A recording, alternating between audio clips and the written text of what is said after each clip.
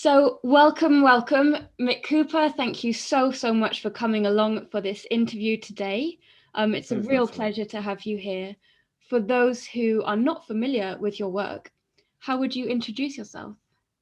Well, I teach counselling psychology at the University of Roehampton, and I've written a number of books on existential therapy. First one I did was Existential Therapies, which reviews the kind of field of existential approaches. Then I did one called Existential Psychotherapy and Counselling, which kind of outlines a kind of introduction to existential ideas for people from any different orientation. And then I did a primer as well of existential therapy. And I've also done research into existential approaches and their outcomes and the process. So kind of writing about the practice and also research. So what led you to this field in the first place? Well, I think in true existential fashion, actually, it was pretty random in the sense that I wanted to train in Gestalt therapy, and that seemed very. I did initially a person-centered training, and then I wanted to go off and do Gestalt therapy because I liked all the chair work, and I thought that would be very dramatic and exciting. And but then I wanted to go into the second year, and they wanted me to start at the beginning, and so in the end I didn't do that.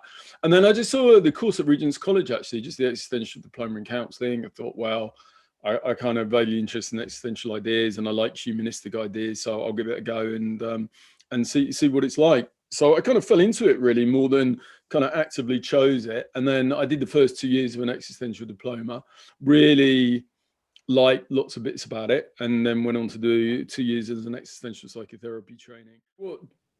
What drew me to existentialism as a training, I mean, I was always interested in existential literature, and I read Sartre in my 20s, and I loved it. I loved the kind of just the concreteness, the grittiness of it.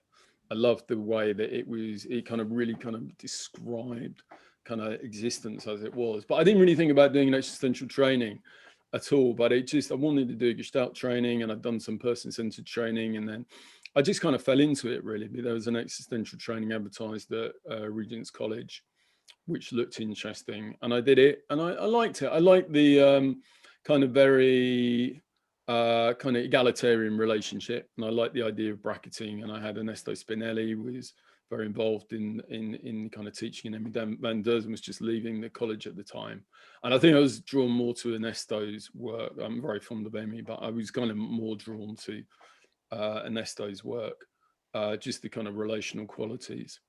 And I loved it, and I kind of grew to love it, really. I wouldn't say I kind of, chose it specifically, but I definitely grew to love it, and still do. What keep Mainly, yeah. mainly. What keeps you so interested in it today? I like it's a bit miserable, for want of a better way of putting it. I like it's a bit, I mean, it's the only one of the therapies. Well, I guess psychoanalytic is a bit, but I just like it's got a certain melancholic, not morbid, no, that's not right. It's got a certain melancholic, phlegmatic quality to it that for me, I find very grounding. It kind of reflects the reality of I still do a lot of training on it. I was just training on it at the weekend. And there's something about whenever I teach, I mean, I still love teaching it, and I love teaching.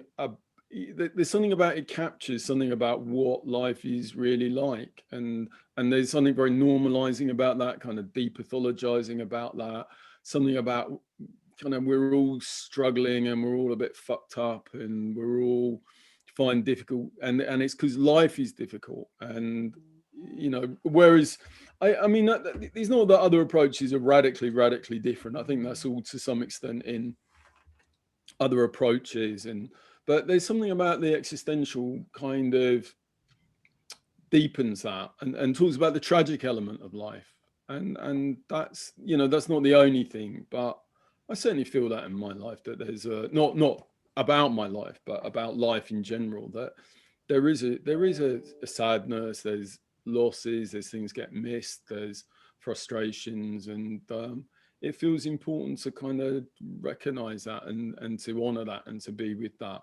rather than perhaps a kind of more positive, cheerful alone. I mean, I think those things are really important as well, but you know, there's lots of therapies that have that more kind of positive, solution focused, optimistic, actualizing, upbeat element, and that's great. And I think there's a space for all of them, but there's not many therapies that have that more kind of melancholic, doer, as they say in Scotland, doer part to it. So I like that, and I think there's a really important place for it. Yeah. Also, sorry, just the No. other, I mean, I guess the other thing is like the philosophical depth to it.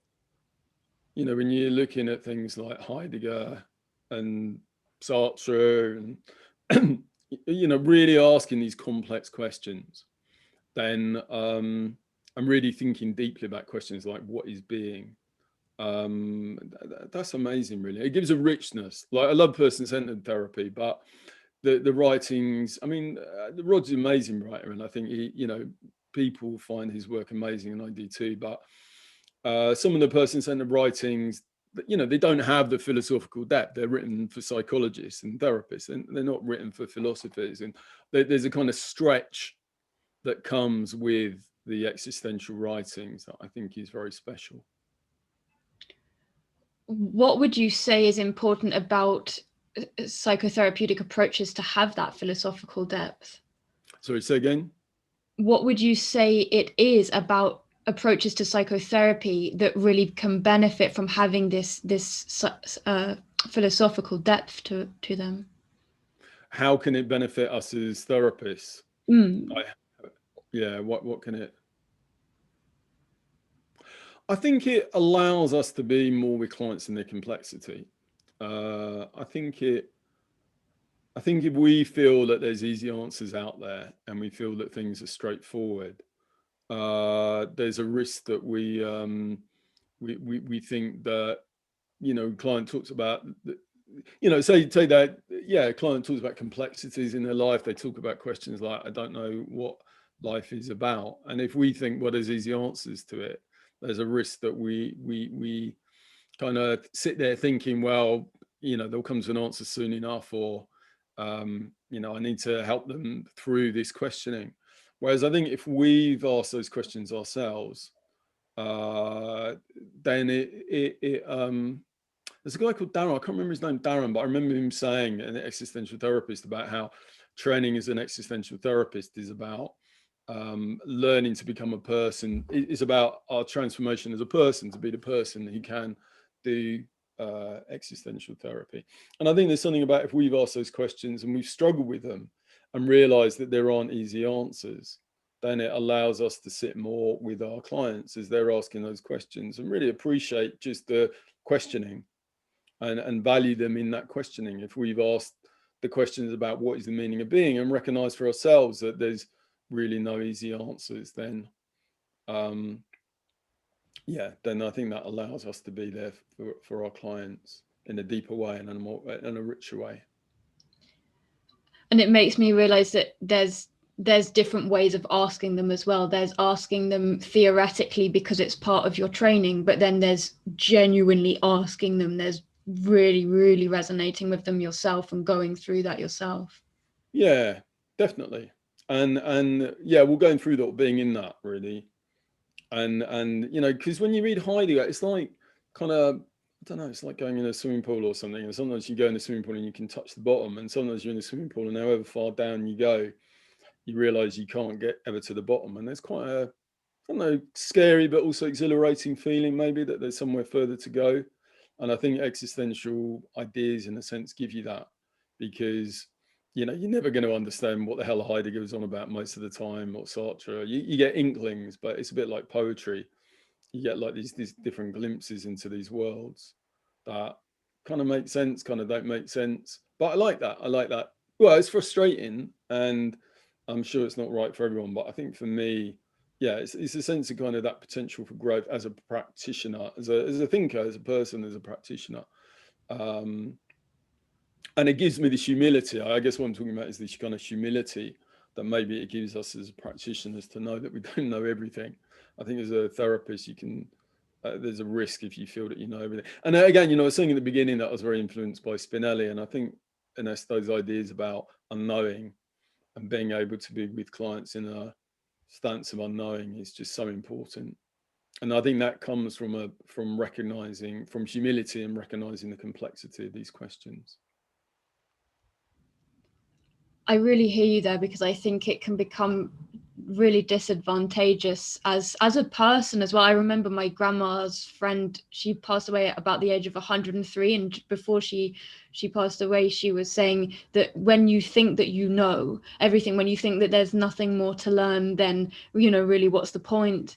It's always to have curiosity, always to yeah absolutely. And I think existential therapy can give us that curiosity. And I don't think you have to be a existential therapist to do that.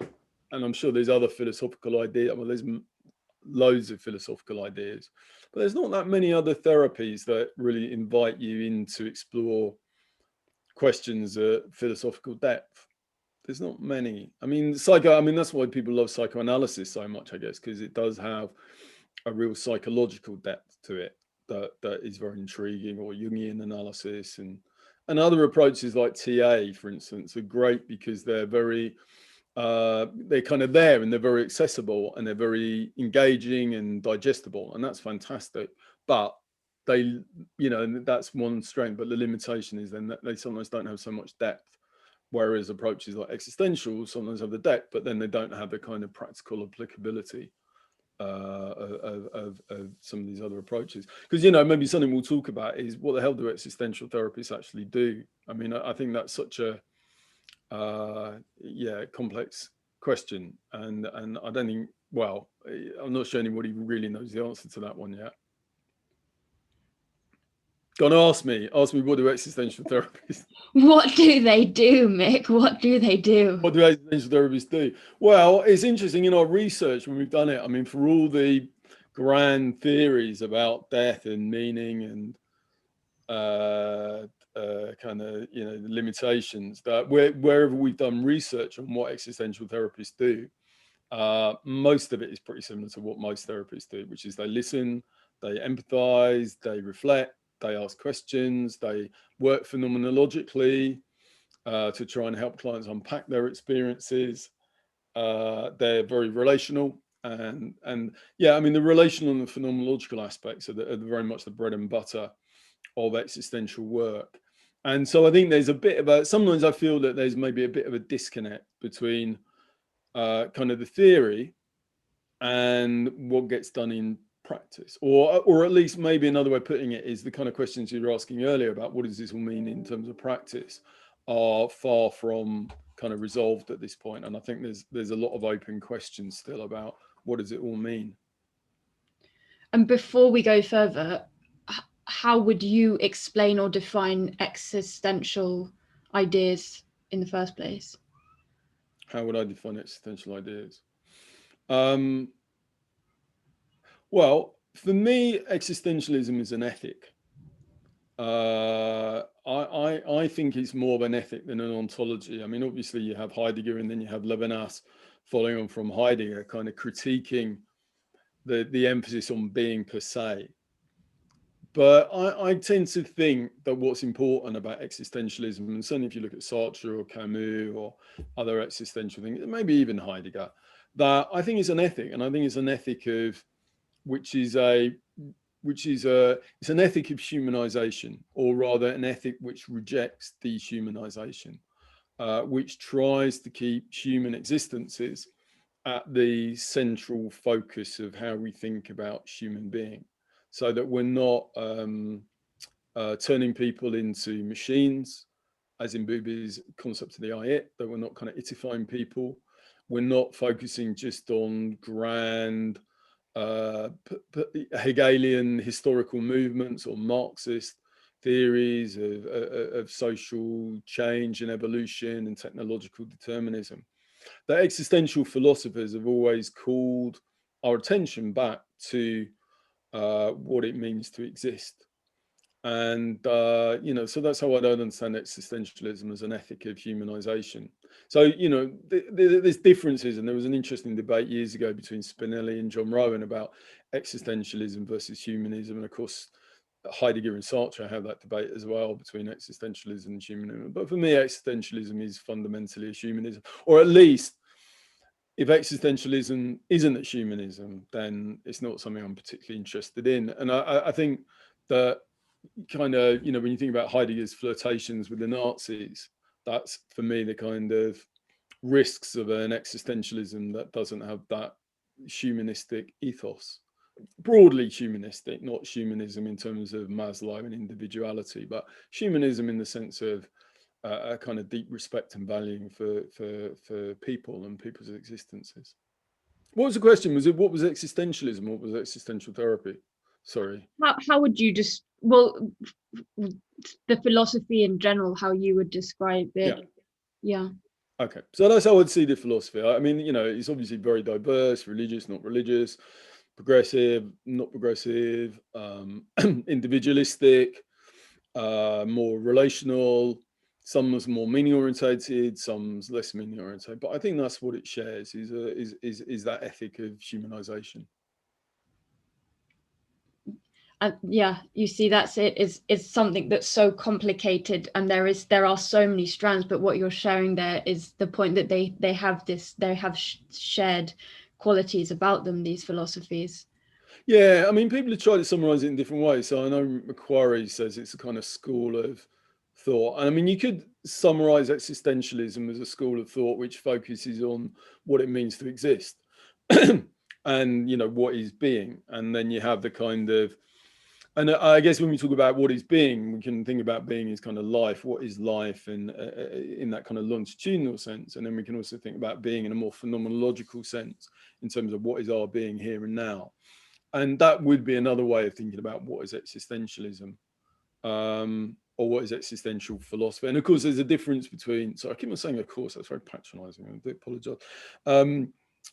But there's a difference between kind of existentialism and then existential philosophy. And Emmy van Deurzen particularly, I think, distinguishes between existentialists as a kind of philosophical movement around Camus and Sartre, de Beauvoir, Fanon people, and then existential philosophy is questions about existence and about being, that she would see as kind of, in a sense, there's lots of people, Aristotle onwards, who have asked questions of existential philosophy, whereas existentialism is more of a kind of particular answer to that question at a particular historical period. There wasn't just philosophers, but was also artists and writers, and it was a kind of cultural movement. Do you feel someone else has brought that to my attention recently as well? And do you feel that it's a strong movement within, well, I suppose for you speaking within the world of psychology and within therapies, is it going strong? Is it kind of died out? What's your experience of it? It's always been a bit of a minority, and I think it kind of remains a minority. My sense is it's pretty consistent. Everyone loves Yalom. There's some very interesting work in the meaning-centered therapies and logotherapy. That there's been some really good work there. Say meaning-centered therapies with people with cancer. The review that we did showed some, led by Joel Voss, showed some really good evidence for meaning-centered therapies. And certainly that paper has been pretty widely referenced, which suggests that there's people doing quite a lot of work in those areas. Emmy's does brilliant work, and I think she's really, in the last 30 years or so, lifted up the whole existential field. But I think it's still a kind of minority position, and I couldn't honestly say that I thought it was getting larger or developing or becoming more dominant. I think there's other things, third wave CBT, mindfulness, mentalization, are more kind of zeitgeisty than perhaps existential. But I don't think existentialists are particularly bothered. That's, we're not going to run with the day. Why do you reckon it is a minority approach, as it were? It's a good question. I would say, I don't know, I think partly because where you take something like, I don't know, it's maybe less practical. It's more something like, I don't know, you tell you something like mentalization. It's kind of got clear practical application. Or DBT, you know, you got a program, or mindfulness-based treatments give you a particular intervention. EMDR, wag your fingers, and I'm sure there's more to it than that. There's a lot more to it than that. I've heard it's very, very good, but all these, they're more practical, and I think therapists often come into the field because they want practical things. They don't come into the field because they want to read Heidegger. It's the same with research, really. I mean, I'm very involved in research, and I wish research was more and more dominant, but it's not really, because at the end of the day, therapists don't come to be therapists to do research, and not many of them come to be therapists to read existential philosophy or to study existential philosophy. And probably most of them are fairly optimistic. I guess that existential mindset is always a bit of a minority. So I don't think I'm not sure it would ever. Well, it's interesting, isn't it? I mean, the time that existentialism was most popular was after the Second World War. Maybe it would take something like that. Maybe COVID will make it more relevant, and people will feel more kind of engaged with it. You refer there to the existential mindset, and it's curious because even as children, I see children asking these really intense questions. So it's almost arguable that most people do ask these questions, but whether they decide that is relevant or are aware that it could be relevant and beneficial to their work as a practitioner. Yeah, I mean, my sense is though that a lot of the trainings I do are for people in the integrative or person-centered, and I think a lot of people are very open to these existential ideas. But I think that they would think maybe it's a bit limited just to be an existential therapist. And they would see it, for instance, the relationship is probably better specified by somebody like Rogers. I mean, Ernesto does a fantastic job of doing it. But at the end of the day, in the person-centered field, you've got more resources, more materials around the relationship.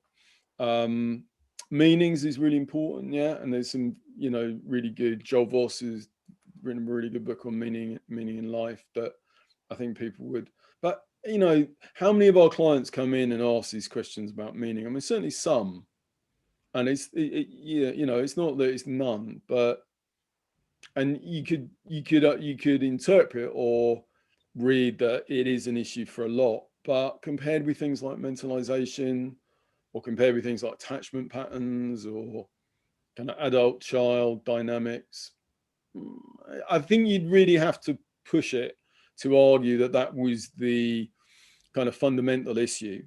And then I think if you did push it, you'd be in danger of undermining the whole principle of phenomenology and bracketing, that you were kind of, you as a therapist were the expert saying these are all your issues. I mean, the fact that when we've looked at existential work itself, issues like death, meaning, freedom don't come up masses and masses. And if existential therapists aren't doing that, then, chances are they're not always going to be the core issues for everyone else. I shouldn't be telling this to somebody who's doing the existential training, should I?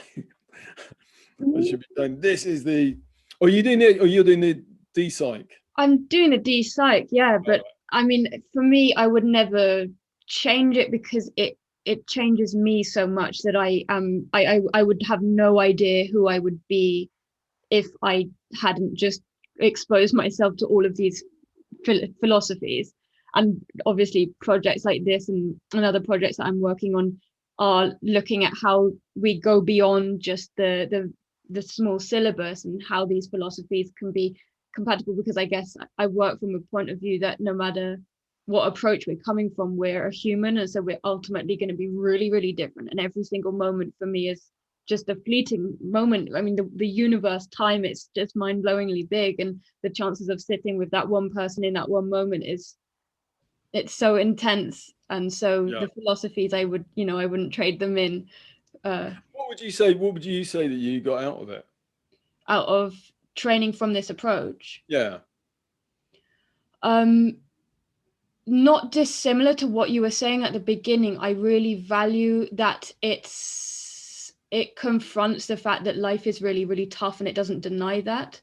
And it really, for me, what I've taken most is that if we cannot be scared of really horribly traumatic, painful things, if we cannot be scared of them and we can accept them, and we can have a true belief that they can be valuable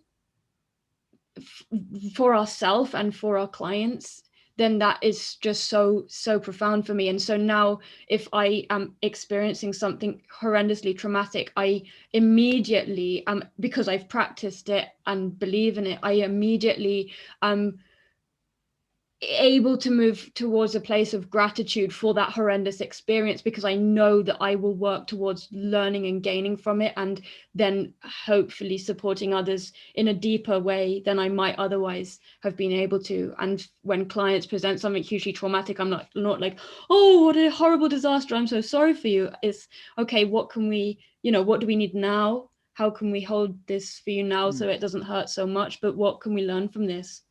And I truly believe that. I think that's it.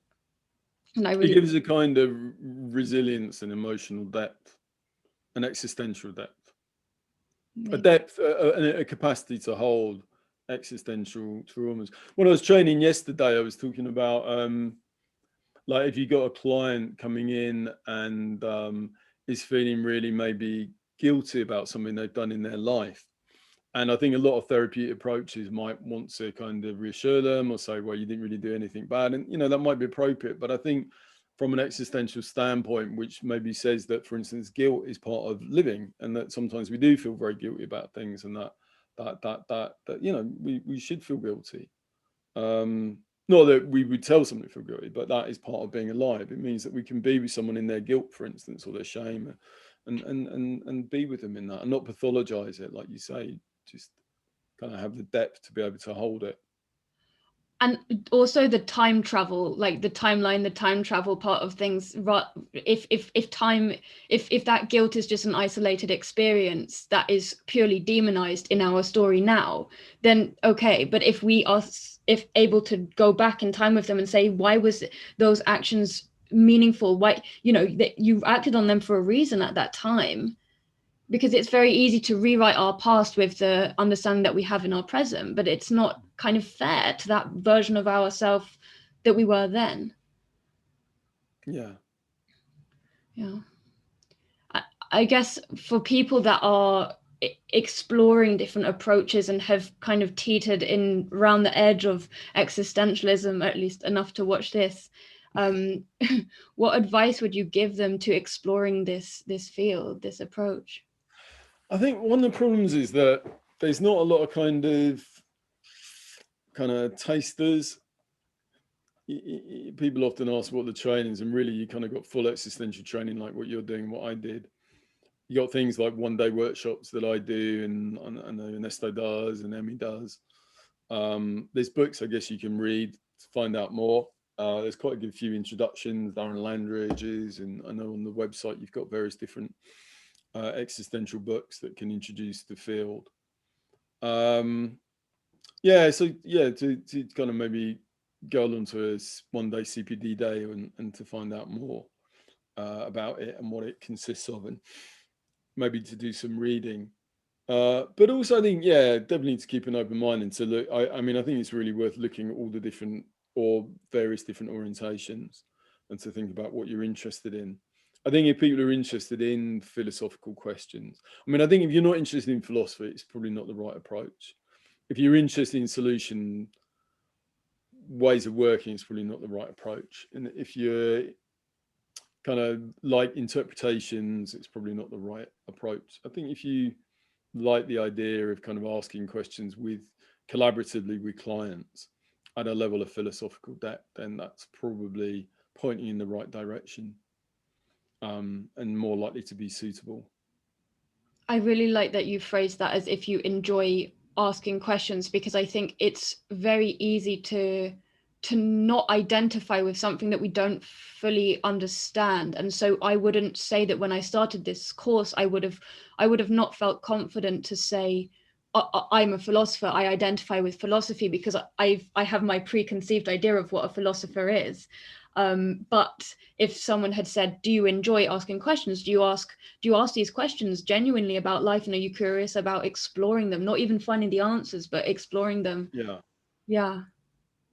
Yeah, I think it's got to be a curiosity asking about philosophical questions and about, and the reading is hard, isn't it? I mean, you to really get into existential philosophy, you do need to read philosophers like Heidegger, and it's tough going, and it's yeah, if you don't enjoy that, then I don't, there's no evidence it makes you a better therapist. You can put your efforts. There's other places to put your efforts. Which may be just as rewarding for your client. So I think you really have to want to do that, and maybe that's also why it will kind of stay my guess is it will stay a minority. Have you spoken to Emmy yet? I bet she says it's going to be more and more popular. No, I haven't yet. I'll probably hope to. Yeah. Yeah, I'm sure Emmy's probably more optimistic. She would say it will become the new, it will kind of grow and grow and grow. I mean, where existential took me really was to pluralism, which is, I think about it as a way of thinking about the therapeutic field as a whole in a kind of existential way, because existentialism is, as I was saying, for me, it's an ethic of really valuing the uniqueness of different existences and different people, and going back to that. And then where that takes me is thinking, well, when I think about clients, there's lots of different things that different people need at different points in time. There's no one right answer. And in that sense, existential therapy is one really useful approach, but all these approaches are really useful for different clients and different points in time. And in terms of training, in terms of development, it doesn't mean we have to do everything. We can only practice a certain amount, but I think there's lots of ways that we can be helpful to clients. And I really believe that, because that's what the research shows. There's lots of ways of being helpful to clients, and existential therapy is just one of them. And it's a really exciting one, and a fascinating one, and a very worthwhile one. But there's also other ones and new ones coming along all the time that add to that kind of really rich kind of tapestry of different practices, existential or otherwise.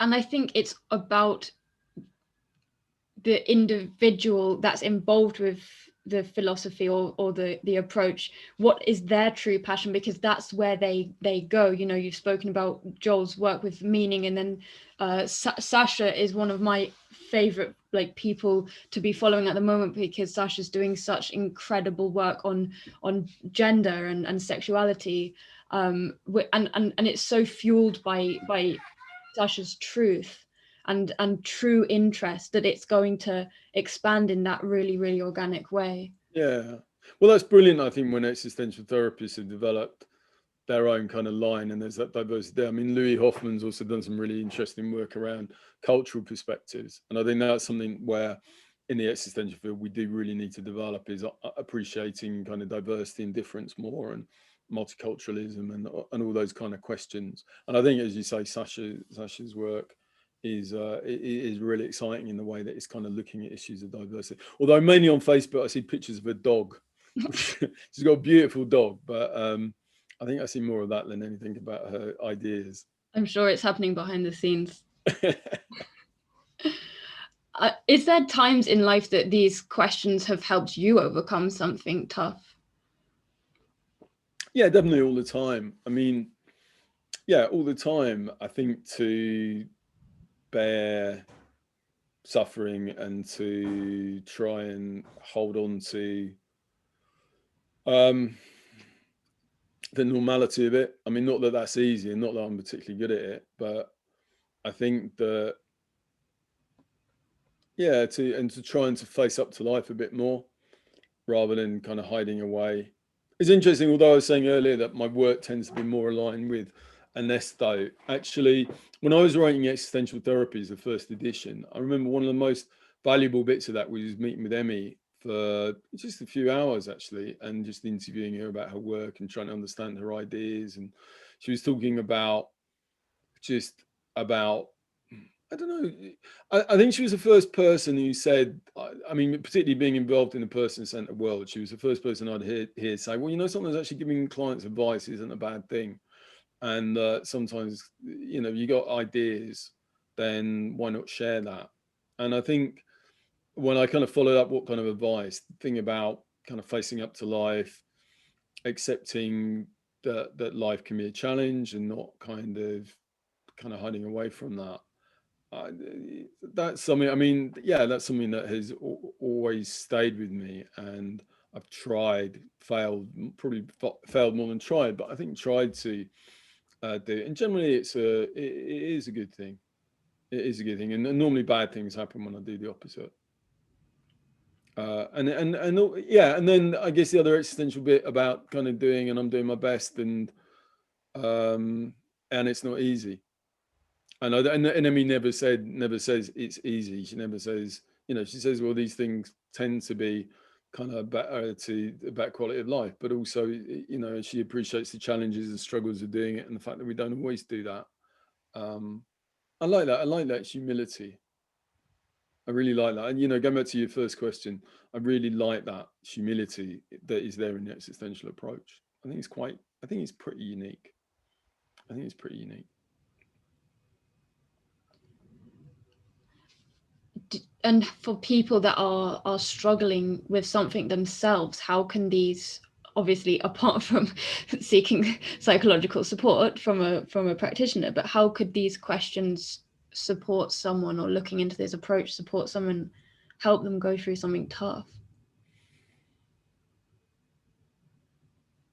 I think people do often find a lot of solace in existential ideas. And there's different people who've written about it. I mean, probably it's less the therapy books, isn't it? It's books like, I don't know, there's the Existentialist Cafe.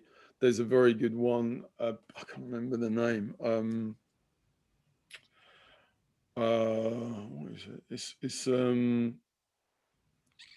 remember. It's kind of more kind of it's something like how to start living, stop complaining about stuff, and get on with your life, or something like that.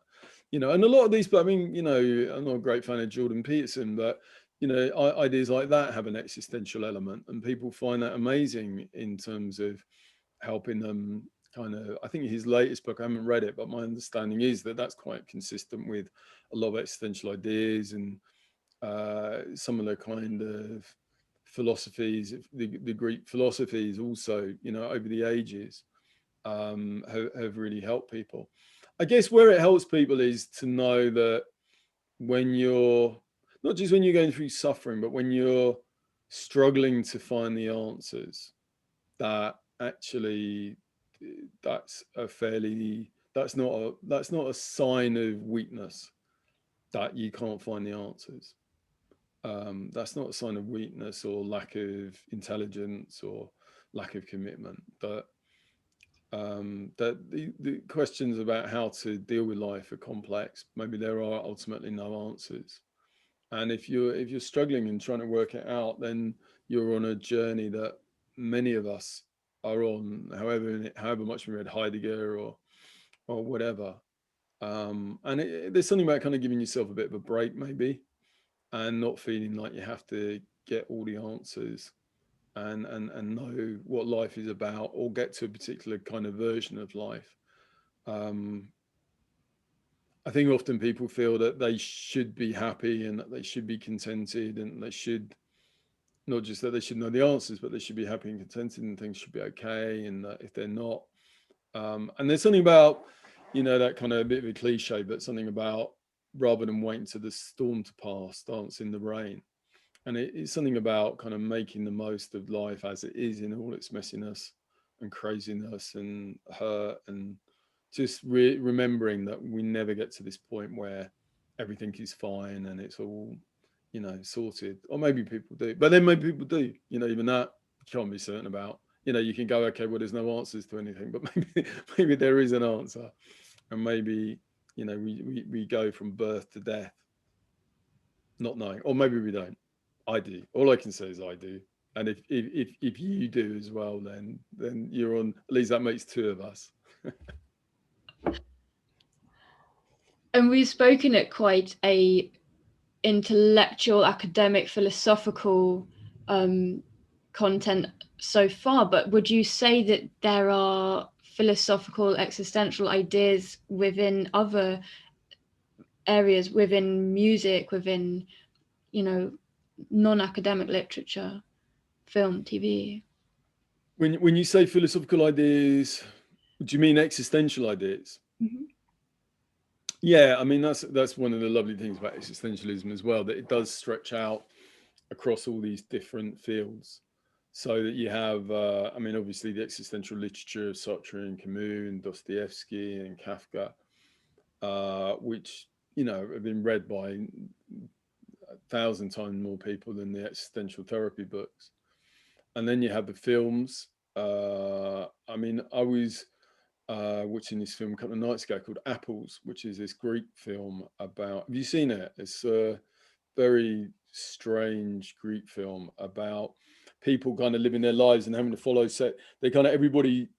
There's these people. There's an epidemic of people losing their memories, and then they get their identities constructed by being given these instructions on tape recorders, and having to follow these tape recorders. And everybody's kind of living their lives by doing what the tape recorders are telling them to do.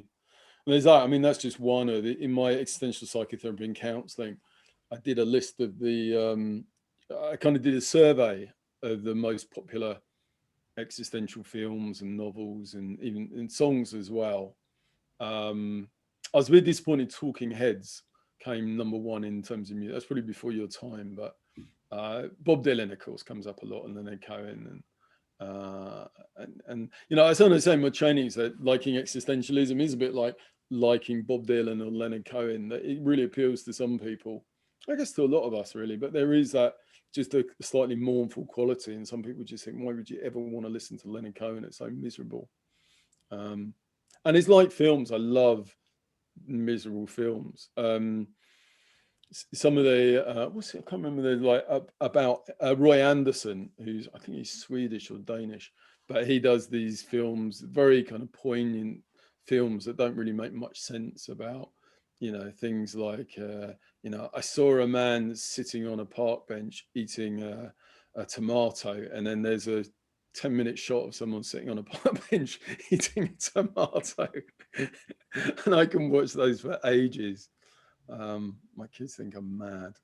Although I did try a 6-hour film once, and that was too much for me. 6-hour existential film. I couldn't do that. But yeah, I mean, but it's that same thing, and I guess for me, mostly apart from the 6-hour one, it is something similar around connection. And you know, you see someone sitting there eating tomato on a park bench, and you think, yeah, that's about right. That's what my life is pretty much like. Just watching, waiting.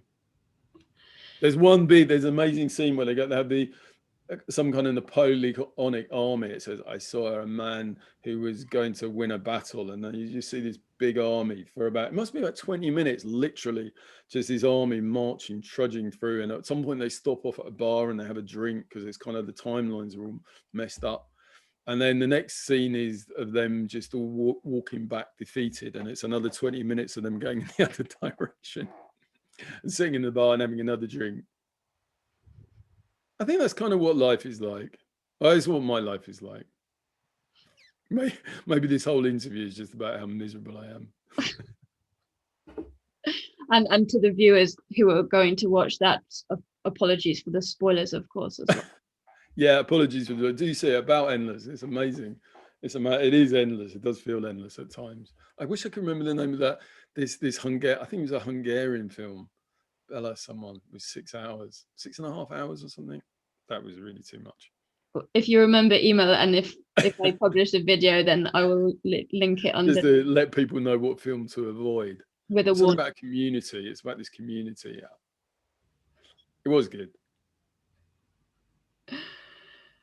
As we come towards the end of our time today, I wondered if you wanted to share in more detail than you have already what your kind of existential offering was, as it were.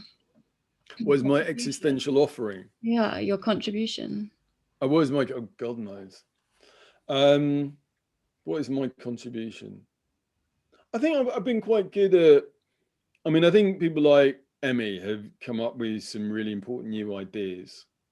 and Ernesto and Franco Yalom and these brilliant people. I certainly wouldn't see my contributions as anything like at that level, but I think what I have been quite good at is that I have been quite good at putting things together and kind of taking all these very divergent things and kind of trying to give a bit of structure in the relationships. And I'm still very proud actually of the first book I did, the Existential Therapies one, because I think it maps out the field and talks about the different dimensions and how they sit together.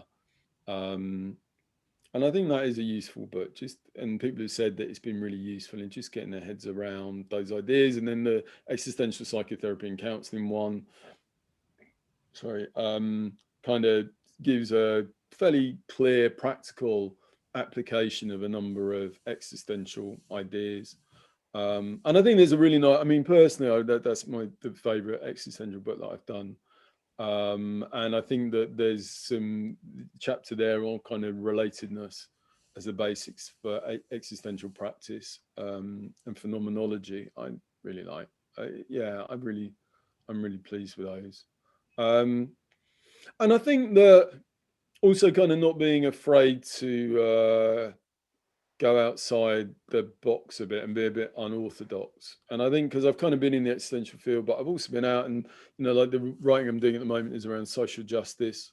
And I've kind of developed in my book, the last book I did around directionality, was about taking existential ideas and then using it really as the framework for a way of thinking about therapy as a whole. And pluralism as well. I mean, I am proud of pluralism. It's a very simple idea, really, this idea that there's lots of different things that can help and different clients need different things, different points in time. But I think it needed stating, and I think to link that in with some more deeper kind of existential philosophical ideas. Yeah, that's kind of cool. Yeah, I like that. So I think, probably linking stuff together and putting stuff into boxes, which obviously has a downside and it, isn't all you want people to be doing. But I think that, I'm proud of that. I am proud of that. Because we tend to work in a field where things are distinguished, where you have an approach, but what you are doing is combining or to say that they can be more compatible, and it doesn't have to, in a sense it's like they don't have to be competitive, my approach versus your approach, but how can that work together?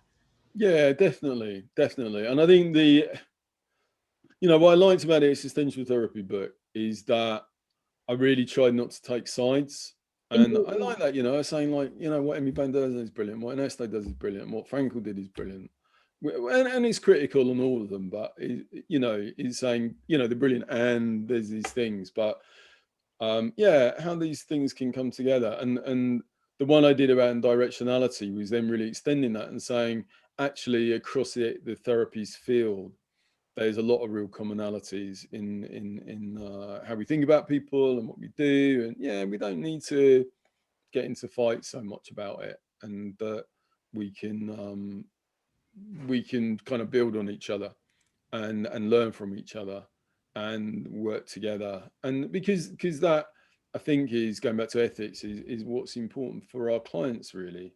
They're not interested in us fighting. They don't want their dentist and their doctor fighting, or their their kind of hematologist and their kind of liver specialist fighting. They want people to be on the same side. And it's really important actually for clients that care is joined up. And I think that, when we're fighting, it's so often more about our own narcissism than it is about what's best for client. And I think I kind of moved in that direction because I could see that in myself. I could see myself getting caught up in positions with existential person-centered that were much more about me being right and me knowing the way rather than what might benefit clients. So so I think I have tried to bring stuff together.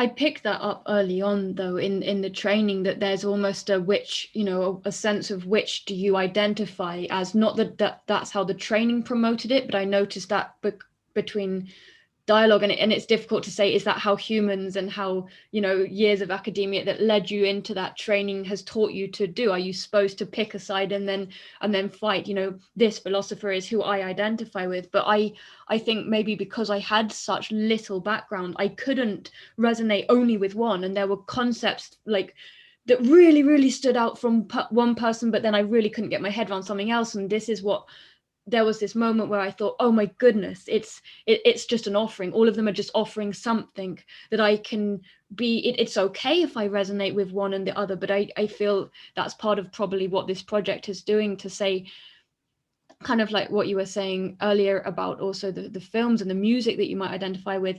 It's a matter of personal preference, and that's okay as well. And to be honest, you don't have to, you know, you're not going to win brownie points in your own experience of reality or with your clients if you've read Heidegger and can genuinely understand. You're going to win points with your own life experience and your clients if you can genuinely resonate with whatever you're exposing yourself to. Yeah, definitely. Well, thank you so much for your time today, Mick. I'm wondering, is there anything else that you wanted to share before we close? No, it's been lovely talking to you, Natalie. Good luck with the project. It's a nice thing to talk. I hope people found it interesting and find the other videos interesting. And I guess seeing a range of different existential ideas and existential thinking. So it'd be really good to see it all out there. I'm going to all the nooks and crannies and corners of the world, hopefully. So hopefully we'll get quite an interesting melange, add to the tapestry, as it were. Yeah. Great. Thank you so much. Thank you. Thanks, Natalie.